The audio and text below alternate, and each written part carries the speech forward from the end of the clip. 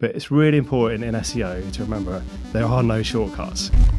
SEO takes a long time because it takes time for search engines to recognize the changes that you're making on your website.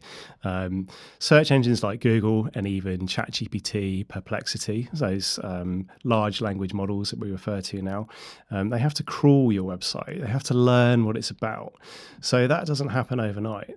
Again, if you've got a brand new website, theoretically, there is something called a sandbox as well, where your website really won't do anything for 6 months. So there's a lot of it depends type questions. You really have to think about, how old is your website?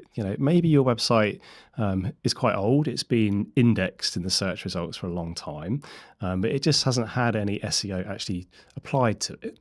Now, for us, that's a great website to work on because you've got something that, it's got a lot of history. Maybe it's got some backlinks as well. It might have over time picked up other websites linking to it. So when you start to work on that website, you start to add new content, you start to change the structure of web pages, you start to do things to it.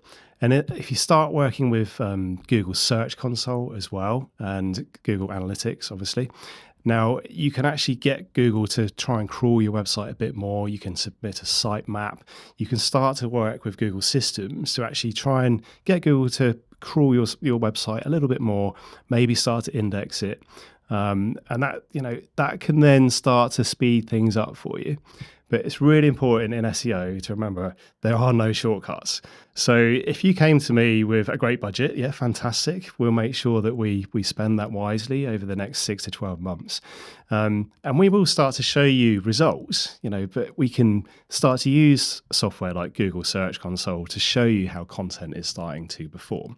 So that is really important as a tangible kind of, performance metric. Start to look at how new content is indexing, start to look at things like clicks, impressions as well. So a click obviously is when somebody clicks on your page or website.